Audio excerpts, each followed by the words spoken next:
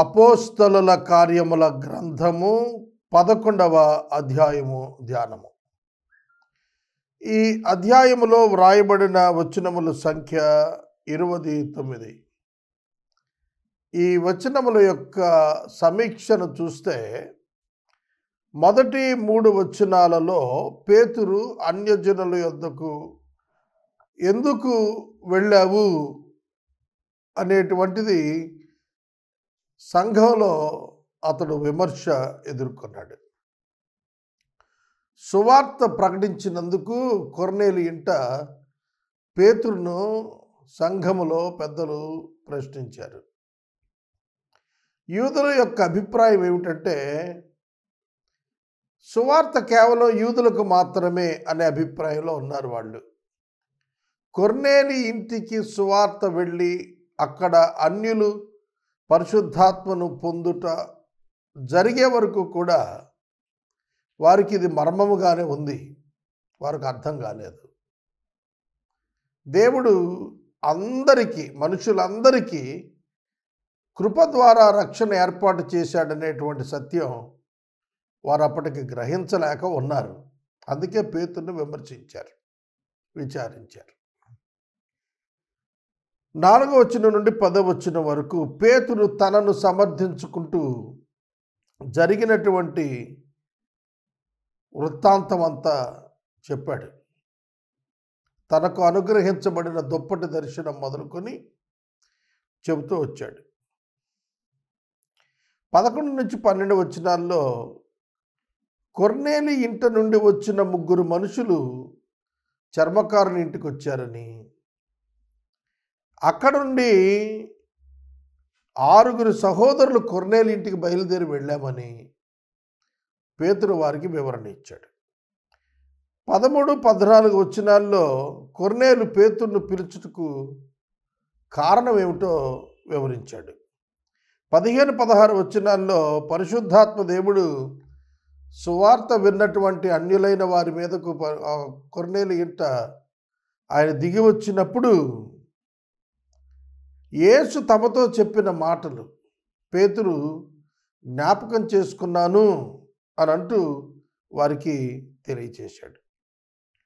యోహాను నీళ్లల్లో బాప్తిస్మం ఇచ్చాడు, కానీ నేను పరిశుద్ధాత్మలో వీరు బాప్తిస్మం పొందుతారు అని ప్రభువు చెప్పిన మాటను పేతురు వారికి జ్ఞాపకం చేశాడు. 17, 18 వచనాల్లో అన్యులకును యూదులతో సమాన వరము దేవుడు ఇచ్చాడు అని చెప్పినప్పుడు యూదులలో విశ్వాసులు బహుగా ఆనందించి దేవుని మహిమపరిచారు. మరి ఏమీ ఆటంకం చెప్పలేదు. యెరూషలేము నుండి చెదిరి వెళ్ళిన యూదులు ఫెనీకే, కుప్రా, అంతియోకయలలో యూదులకు మాత్రమే సువార్త ప్రకటించారని 19వ వచనం జ్ఞాపకం చేస్తుంది. 20వ వచనంలో కుప్రియులు, కురేనీయులు అంతియోకయకు వచ్చారు. గ్రీసు దేశపు వారితో మాట్లాడుచూ సువార్త ప్రకటించారు. నమ్మిన వారు ప్రభు వైపు తిరిగారు. 20, 21, 22 వచనాల్లో ఇది విన్న యెరూషలేము సంఘం బర్నబాను అంతియోకయకు పంపారు. 23, 24 వచనాల్లో బర్నబా సంతోషించి మనసును సిద్ధపరచుకోండి అని ప్రకటించాడు. ప్రభువును హత్తుకోమని సెలవిచ్చాడు. బర్నబా సత్పురుషుడని, గొప్పవాడని పేర్కొనబడింది. 25వ వచనంలో తార్సుకు వెళ్ళిపోయినటువంటి సౌలును వెతుక్కుంటూ బర్నబా వెళ్ళి పౌలు గారిని అంతియోకయకు తీసుకొచ్చాడు. అక్కడ అంతియోకయ సంఘానికి 1 సంవత్సరం పాటు బర్నబా, పౌలు కలిసి పరిచర్య చేశారు. బహుజనులకు వాక్యాన్ని బోధించారు. మారిన విశ్వాసులు అంతియోకయలో క్రైస్తవులని పిలువబడ్డారు. అంతియోకయలో క్రైస్తవులు అని విశ్వాసులు పిలువబడ్డారు. 27 నుండి 29 వచనాల మధ్య అగబు ప్రవక్త ప్రవచనం కరువు రాబోతుంది అని తెలియచేసింది.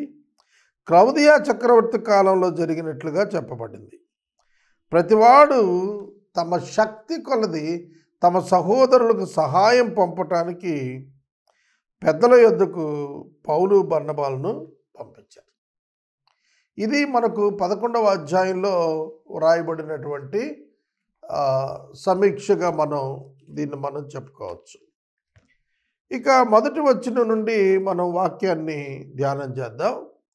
అపోస్తుల కార్యముల గ్రంథము 11వ అధ్యాయము మొదటి వచనం నుండి దయచేసి వాక్యాన్ని చూడాలని ప్రభు పేట నేను మనవి చేస్తూ ఉన్నాను.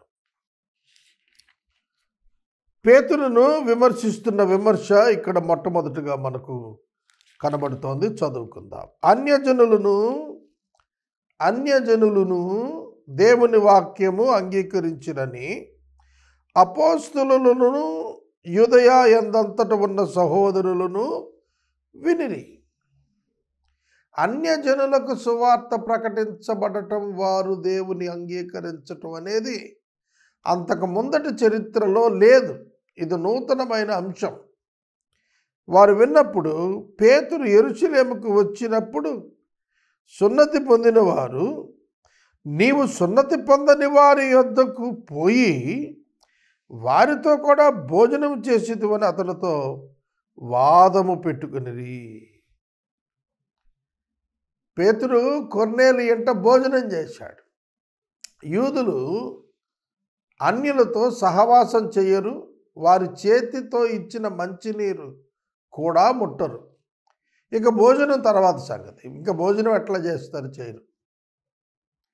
యోహాను సువార్త 4వ అధ్యాయంలో సమరయ స్త్రీ యేసుక్రీస్తు ప్రభువారితో, నువ్వు యూదుడుగా ఉన్నావే, నీవు నన్ను త్రాగడానికి నీళ్ళు అడుగుతున్నావేమిటి అని ప్రశ్నించింది. కనుక యూదులు అన్యుల చేతి మీదుగా నీటిని త్రాగరు, ఆహారాన్ని భుజించరు, వారిని తాకరు, అస్పృశ్యులుగా ఎంచుతారు వారిని. మరి అట్లాంటి వారి యొద్దకు వెళ్ళి నువ్వు భోజనం చేసావేమిటి అనేది విమర్శ. అప్పుడు పేతురు మొదట నుండి వరుసగా వారికి ఆ సంగతి ఇట్లా వివరించాడు. జరిగినదే మళ్ళా రిపీట్ చేస్తూ వచ్చాడు. ఇది మనం ఆల్రెడీ దీన్ని గురించి ధ్యానించినదే. కాకపోతే యెరూషలేములో ఉన్న సంఘానికి పేతురు గారు కొర్నేలి ఇంటికి వెళ్ళిన సందర్భాన్ని వివరణగా చెబుతున్నాడు 11వ అధ్యాయంలో అని తెలుసుకోవాలి. నేను యొప్పే పట్టణంలో ప్రార్థన చేయుచుండగా పరవశుడినైతిని. అప్పుడు ఒక దర్శనము నాకు కలిగెను. అది ఏదనగా, 4 చెంగులు పట్టి దింపబడిన పెద్ద దుప్పటి వంటి ఒక పాత్ర ఆకాశం నుండి దిగి నా యొద్దకు వచ్చెను. దానివైపు నేను తేరి చూచి పరీక్షింపగా, భూమి యందుండు చతుష్పాద జంతువులను, అడవి మృగములను, పాకెడి పురుగులను, ఆకాశ పక్షులను నాకు కనపడెను. అప్పుడు పేతురు, నీవు లేచి చంపుకొని తినమని ఒక శబ్దము నాతో చెప్పుట వింటిని. అందుకు నేను, వద్దు ప్రభువా, నిషిద్ధమైనది అపవిత్రమైనది ఏదియు నా నోట ఎన్నడూ పడలేదని చెప్పగా, రెండవ మారు ఆ శబ్దం ఆకాశము నుండి, దేవుడు పవిత్రము చేసినవి నీవు నిషిద్ధమైనవిగా ఎంచవద్దని ఉత్తరం ఇచ్చాను. ఇలాగ ముమ్మారు జరిగెను. తరువాత అదంతయు ఆకాశమునకు తిరిగి తీసుకుని పోబడెను. వెంటనే చూడండి, తనకు కలిగినటువంటి దర్శనం వర్ణిస్తున్నాడు. ఆ దర్శనం వర్ణించడంలో పేతురు ఉద్దేశం ఏంటంటే, నేను నా స్వయంగా వెళ్ళలేదు కొర్నేలి ఇంటికి, దేవుడు నాకు దర్శనమిచ్చి జ్ఞానోపదేశం చేశాడు. దేవుడు నిషేధించని వాటిని, అనగా పరిశుద్ధముగా ఎంచిన వాటిని నిషేధించటం మానవునికి వీలు కాదు. యూదులమైన మనం నిషేధించిన జంతువులు, పక్షులు, ప్రాకిటి పురుగులుగా భావిస్తున్న వాటిని దేవుడు ఆకాశం నుండి ఒక దుప్పటి వంటి వింత పాత్రలో నా ముందుకు తెచ్చి, వీటిని చంపుకు తిను అని స్వరమిచ్చి మాట్లాడాడు. వద్దు ప్రభువా, నిషిద్ధమైందని నేను అన్నప్పుడు దేవుడు నిషిద్ధమైనదిగా దానిని నీవు ఎంచవద్దు, దేవుడు పవిత్రముగా ఎంచినటువంటి దానిని నీవు నిషిద్ధముగా ఎంచవద్దని ఉత్తరం ఇచ్చెను. ఇది ముమ్మారు ఈ దర్శనం రెట్టించబడింది. ఇది చూచినటువంటి పేతురు గారికి అర్థమైంది, ఏ మనిషి నిషేధింపదగిన వాడు కాదు అని దేవుడు హితబోధ చేస్తున్నాడు అనే సత్యం పేతురికి అర్థమైంది. అర్థమై ఆ తరువాత జరగాల్సింది ఏమిటి? కొర్నేలి ఇంటి నుండి వచ్చిన మనుషులు అతనిని వెతుకుతున్నారు, యొప్పేకు వచ్చి. అదే వర్ణిస్తున్నాడు. కైసరయ్య నుండి నా యొద్దకు పంపబడిన 3 మనుషులు మేమున్న ఇంటి వద్ద నిలిచి ఉన్నారు. అప్పుడు దేవుని ఆత్మ, నీవు భేదమేమీ చేయక వారితో వెళ్ళమని నాకు సెలవిచ్చెను.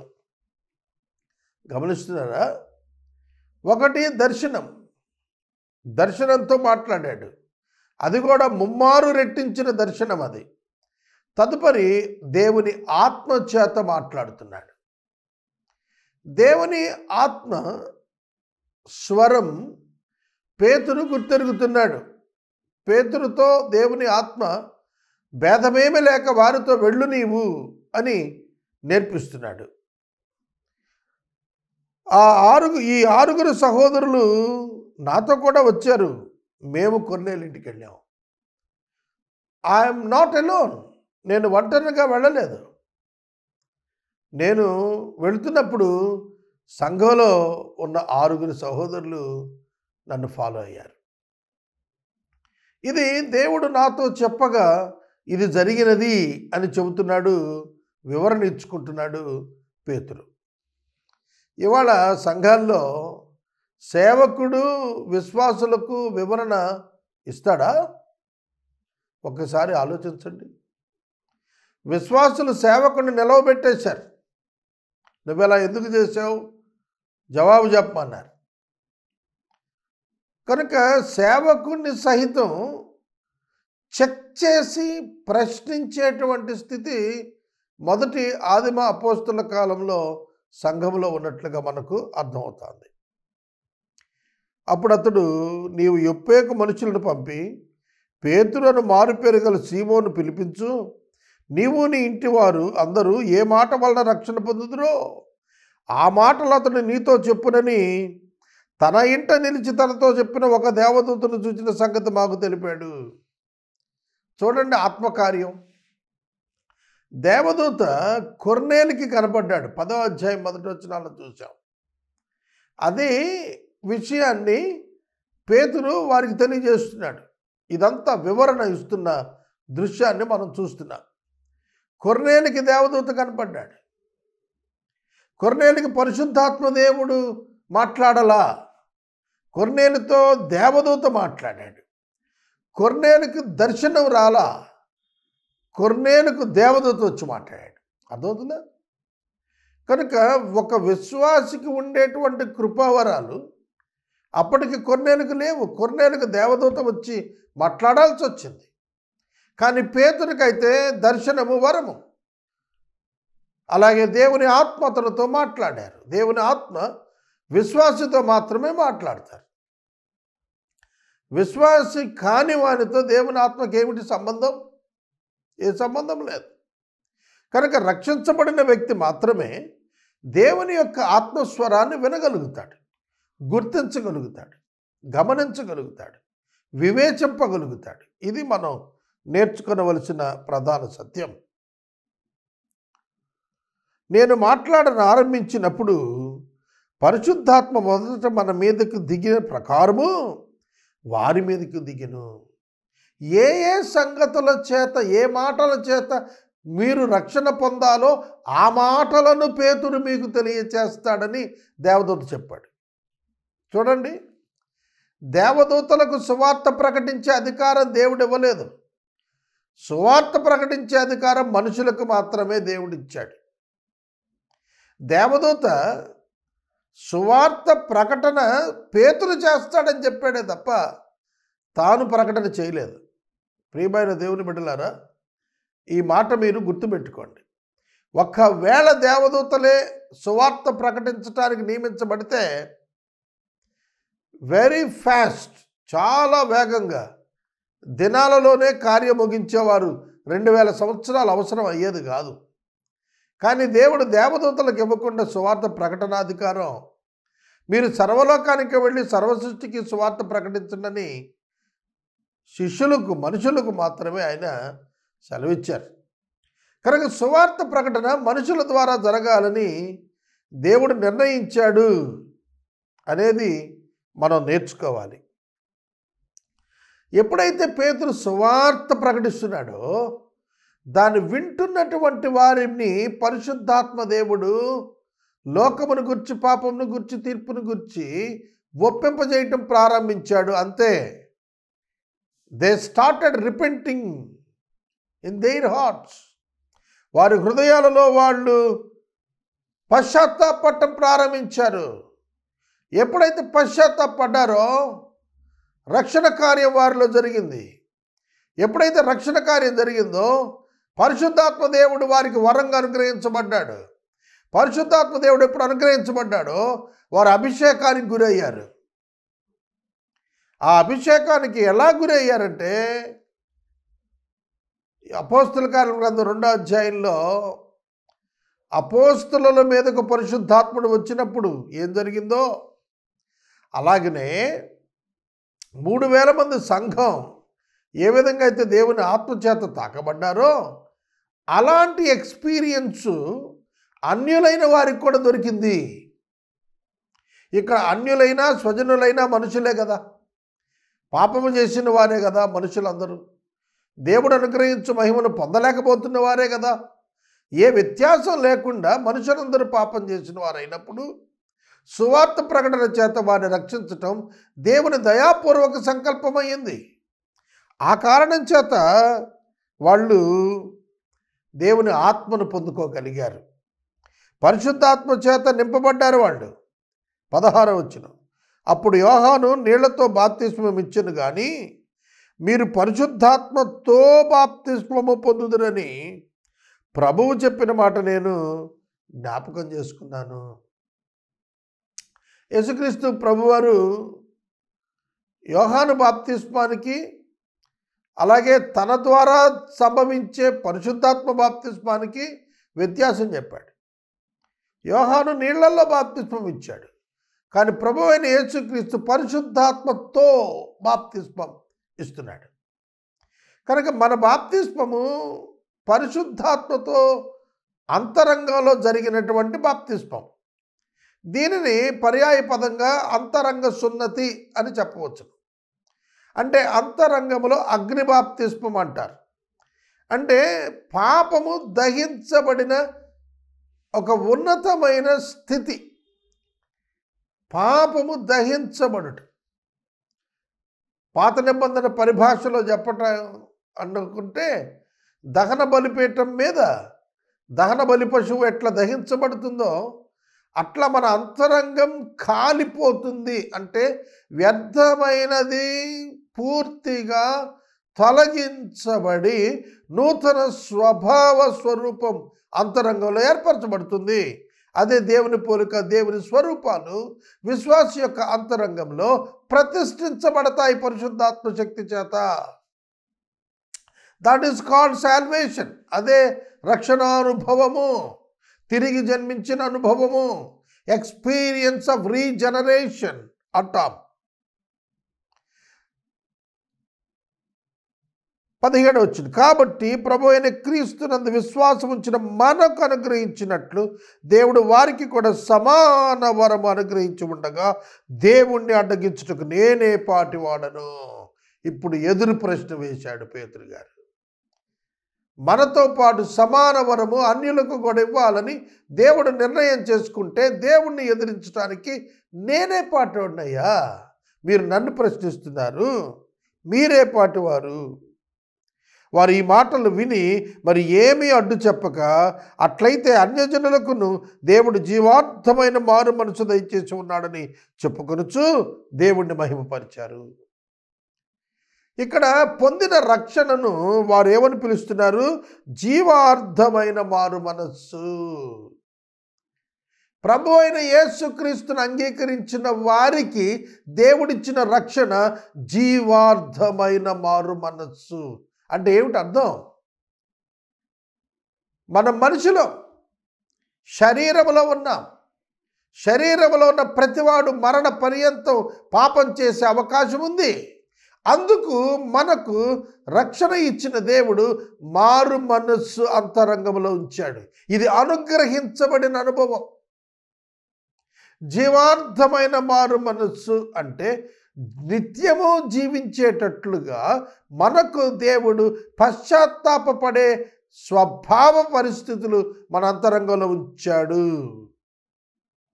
దీని అర్థం ఏమిటంటే, ఒక పాపి తాను పాపిని అని గుర్తించేటువంటి ఆ సెన్సార్ లైక్ కండిషన్స్ ఒక విశ్వాసి యొక్క హృదయంలో పరిశుద్ధాత్మ దేవుడు ఉంచాడు.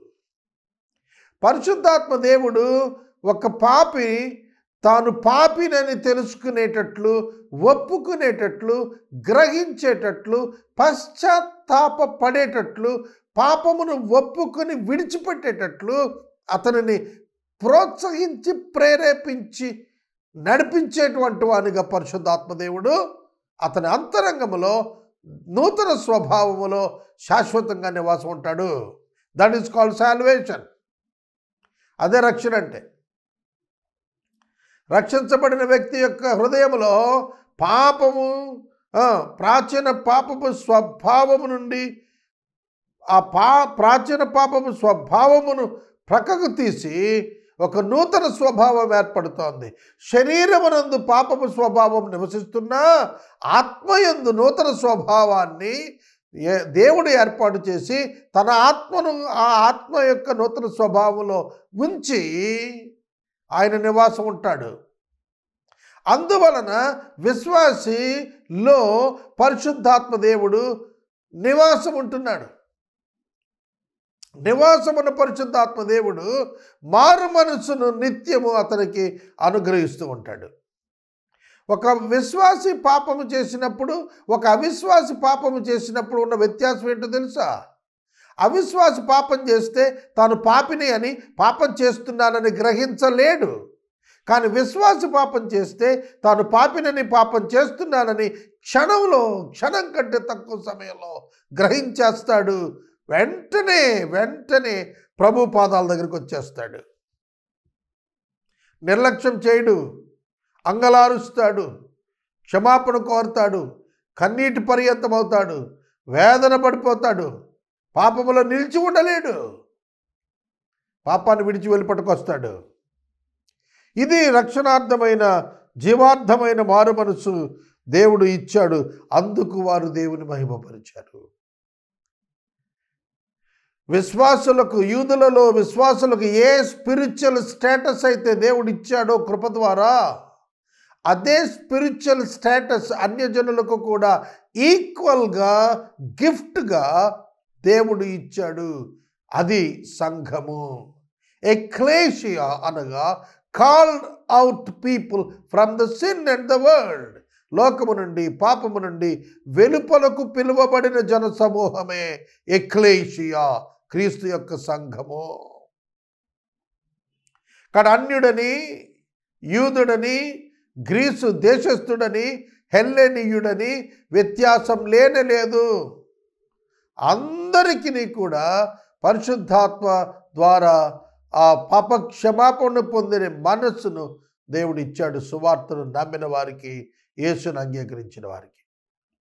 కాబట్టి యేసుక్రీస్తును అంగీకరించినటువంటి నా కారణము చేత పాప క్షమాపణ కలుగుతుంది. అనేక మంది క్రైస్తవులు ఇప్పటికీ కూడాను పాప క్షమాపణ పాపాలు ఒప్పుకుంటే కలుగుతుంది అనుకుంటున్నారు. అది పొరపాటు. పాప క్షమాపణ యేసుక్రీస్తును అంగీకరించటం వల్ల కలుగుతుంది అని దేవుని యొక్క వాక్యం మనకు సెలవిస్తుంది. ఇక 19వ వచనము మనం చూస్తే, స్టెఫెను విషయములో కలిగిన శ్రమను బట్టి చెదిరిపోయిన వారు యూదులకు తప్ప మరి ఎవరికి నీ వాక్యాన్ని బోధించలేదు. ఫేనీకే, కుప్ర, అంతియొకయ ప్రదేశాలలో ఈ చెదిరిపోయినటువంటి వారు వాక్యాన్ని ప్రకటించారు. స్టెఫెను మరణానంతరం సంఘములో హింస పెచ్చుమీరింది. అప్పటి వరకు అపోస్తుల వరకే పరిమితమైనటువంటి ఆ హింస విస్తరించి విశ్వాసులకు వ్యాపించింది. విశ్వాసులు యెరూషలేము వదిలిపెట్టి పారిపోయారు. వాళ్ళు వెళ్ళిపోయినప్పుడు ఫేనీకే, కుప్ర, అంతియొకయ అనే ప్రదేశాల్లో ఉన్న యూదులందరికీ కూడా చెదిరిన యూదులు సువార్తను ప్రకటన చేశారు. కుప్రియులు కొందరు, కురేనీయులు కొందరు వారిలో ఉన్నారు. వీరు అంతియొకయకు వచ్చినప్పుడు గ్రీసు దేశపు వారితో మాట్లాడుతూ ప్రభువైన యేసును గూర్చిన సువార్తను వారికి ప్రకటించారు. ప్రభువు హస్తం వారికి తోడై ఉన్నది కారణం చేత అనేకులు వారి మాటలను నమ్మారు, ప్రభువు వైపు తిరిగారు. మీరు గమనిస్తున్నారా వ్యత్యాసం?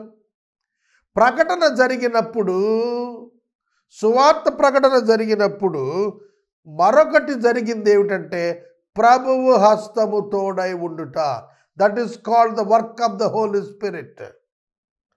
When a preacher preaches the gospel, the Spirit of God convinces the gospel. ఒక సేవకుడు సువార్త ప్రకటన వరకు చేస్తాడు, కానీ ఆ ప్రకటనను ఒప్పించేటువంటి కార్యము పరిశుద్ధాత్మ దేవుడు చేస్తాడు. Regeneration in spirit caused by the Spirit of God only. ఒక మనిషి రక్షించబడటం, ఒక మనిషి మారు మనసు పొందటం, ఒక మనిషి రీజనరేట్ అవటం పరిశుద్ధాత్మ కార్యమే తప్ప మానవ ప్రమేయం లేదు. ఒక మనిషి యేసుక్రీస్తుని అంగీకరించి బాప్తిస్మం తీసుకోవటంలో సంపూర్ణ పాత్ర పరిశుద్ధాత్మ దేవునిదే. సోదరుడా, సోదరి, మనము సువార్త సమాచారం వరకే తీసుకెళ్తున్నాం, కానీ ఆత్మకార్యాన్ని జరిగించువాడు దేవుడే. 22వ వచనం, వారిని గూర్చిన సమాచారం యెరూషలేములో ఉన్న సంఘపు వారు విని బర్నబాను అంతియొకయ వరకు పంపారు. అంతియొకయ వరకు సంఘం వ్యాపించింది. యెరూషలేము, యూదయ, సమరయలు దాటి బూదిగంతాల వైపు సువార్త నడవటానికి అంతియొకయ అనే ముఖ్య కేంద్రమును దేవుడు ఏర్పాటు చేసుకున్నాడు కనుక అక్కడ వరకు సంఘం విస్తరించింది 11వ అధ్యాయంలో. ఇక మనం 13వ అధ్యాయం నుండి చూస్తే 26వ అధ్యాయం వరకు కూడాను బూదిగంతాల వరకు సువార్త వెళ్ళిపోయినట్లుగా మనకు అర్థమవుతుంది. పౌలు గారి 3 మిషనరీ ప్రయాణాలు మనకు సువార్తను విశ్వవ్యాప్తం చేయటానికి కావలసిన ఏర్పాట్లను దేవుడు చేశాడని అర్థమవుతుంది. మొదటి 12 అధ్యాయాల్లో పేతురు గారి యొక్క పరిచర్య ప్రభావం కనపడితే, ఆఖరి 13 నుండి 26 మధ్యలో పౌలు గారి యొక్క పరిచర్య విధానాలు మనకు ప్రస్ఫుటంగా కనపడతాయి. 23వ వచనం, బర్నబా వచ్చి దేవుని కృపను చూచి సంతోషించి ప్రభువును స్థిర హృదయముతో హత్తుకోవాలని అందరినీ హెచ్చరించెను. గమనిస్తున్నారా? సువార్త ప్రకటించబడిన తరువాత, ప్రజలు ప్రభువుని నమ్మిన తరువాత వారికి దేవుని కృపను చూచి సంతోషించాడు. కృప వలన రక్షణ దొరికిందని బర్నబా సంతోషించాడు. సంతోషించి ఏం చెప్పాడు తెలుసా? స్థిర హృదయముతో హత్తుకోండి ప్రభువుని. That is the important lesson for every believer. ప్రభువును స్థిర హృదయముతో హత్తుకోవాలి. ఇది హెచ్చరిక. It's a warning like. సంఘమా, మీరు యేసుక్రీస్తు ప్రభువుని హత్తుకోండి స్థిర హృదయంతో. ఆదికాండము 2వ అధ్యాయంలో పురుషుడు తన తల్లిని తన తండ్రిని విడిచి తన భార్యను హత్తుకొనును అని రాస్తాడు. హత్తుకొనుట అంటే ఒకే మనస్సు కలిగి ఉండునట్లు చూచుకొనుట. హత్తుకొనుట అనగా అతికించబడిన 2 కాగితములు ఎట్లా ఒక కాగితంగా ఉంటాయో ప్రభువు యొక్క మనసుతో మీ మనస్సు ఏకమవుటకు స్థిరంగా మీరు నిర్ణయం తీసుకోండి. స్థిరమైన హృదయాన్ని ప్రభువు పట్ల మీరు కలిగి ఉండండి అనే హెచ్చరిక చేశాడు. నేటి క్రైస్తవులమైన మనందరం కూడా ప్రభువు యొక్క మనస్సును హత్తుకోవాలి. మన మనసుతో స్థిరమైన హృదయంతో స్థిరముగా దేవుని హృదయాన్ని హత్తుకొని బ్రతకాలి మనం. 24 వచనం, అతడు పరిశుద్ధాత్మతోను విశ్వాసముతోను నిండుకొనిన సత్పురుషుడు. ఈ మాట చెప్పింది ఎవరు? బర్నబా. బర్నబా ఎవరు? పరిశుద్ధాత్మతో నిండినవాడు, విశ్వాసముతో నిండుకున్నవాడు, సత్పురుషుడు, మంచి సాక్ష్యం కలిగిన వాడు.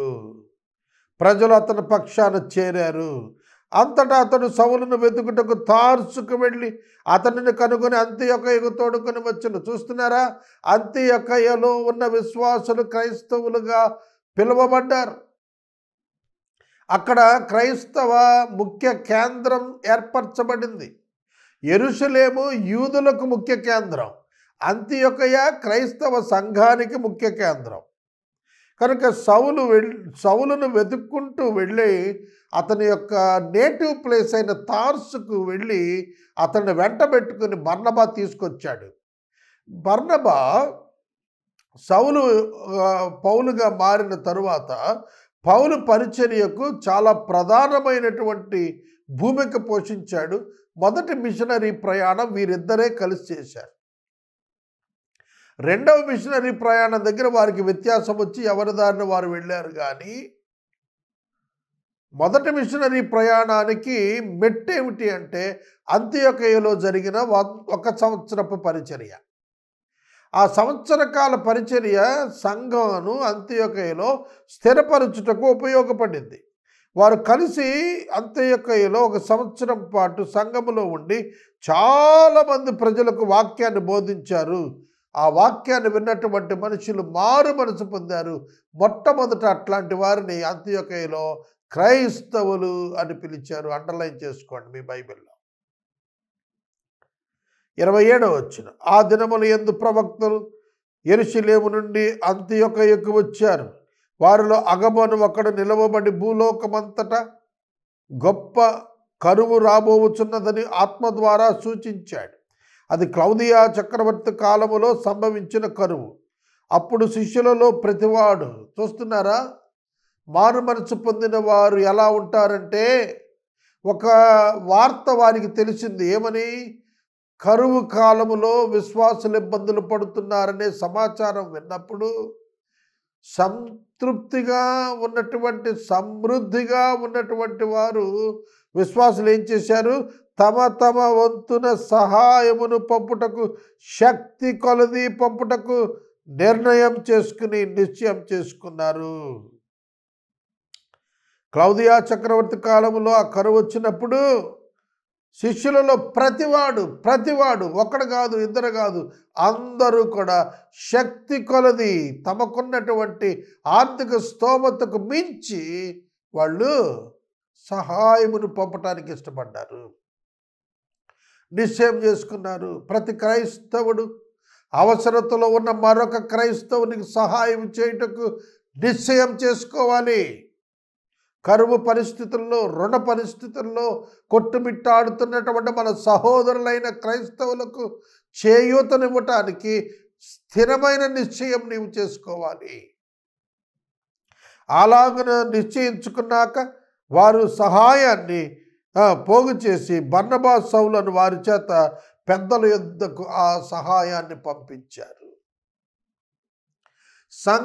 సంఘములో ఉన్న వారిని క్షమాభివృద్ధి చెందినట్లు ఆదుకునుట ఇక్కడ కనబడుతోంది. ఈ దినాల్లో ఇది ఉందా? దైవ సేవకులు తమకు, తమ పొట్టకు, తమ చేతులకు వచ్చే డబ్బు మీద కాన్సన్ట్రేట్ చేస్తున్నారు తప్ప ఈ దినాల్లో సంఘము యొక్క ధనము సంఘములో ఉన్న అవసరతలో ఉన్న వారికి చేరేటట్లుగా సేవకులు ప్రయత్నం చేయటం లేదు అనేది 100% ట్రూత్ ఇవాళ. అందుకే సంఘాల్లో ఆధ్యాత్మిక సహవాసాలు బలపడటం లేదు, వ్యత్యాసాలు వివిధ రకాలుగా పెచ్చుమెరుతున్నాయి. సోదరుడా, సోదరి, నీవైతే బైబిల్ గ్రంథములో చెప్పబడిన రీతిగా నీ మనస్సులో కష్టములో ఉన్న సహోదరులకు సహాయం చేయటానికి, శక్తి కొలది సహాయం చేయటానికి తీర్మానించుకోవాలి. ఈ విధంగా పెద్దలకు ఆ సహాయాన్ని పంపటం చేత ఈ అధ్యాయం ఇక్కడ ముగించబడుతోంది.